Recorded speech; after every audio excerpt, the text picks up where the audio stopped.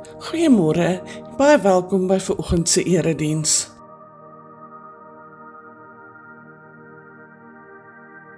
Hierdie week se sinodale deuroffer word opgeneem vir studentebearbeiding. Hulle fokus en roeping is om studente te ondersteun en te begelei, sodat hulle in 'n uitdagende wêreld kan floreer en geestelik kan blom. Hulle fokus is spesifiek gerig op die ondersteuning aan studente in Stellenbosch, Tygerberg en Wellington.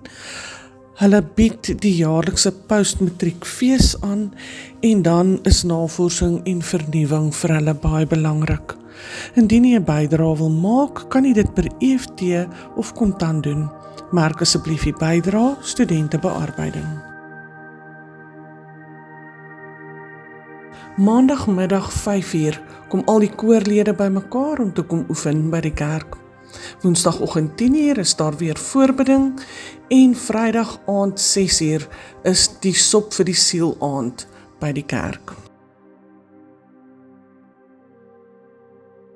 Sop vir die siel kaartjies is uitverkoop en ons herinner graag almal wat wel kaartjies gekoop het, dat jy asseblief die eie drinkgoed en glase moet saambring eerskomende Vrydag aand 6:00. Ons harte gaan uit na die familie en vriende van Marie van Tonder van Kerwel en Caroline Saiman van Sterretjielaan wat oorlede is.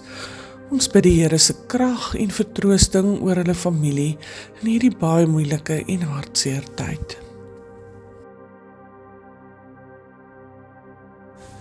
En dit is dan die einde van ons gemeentenuus.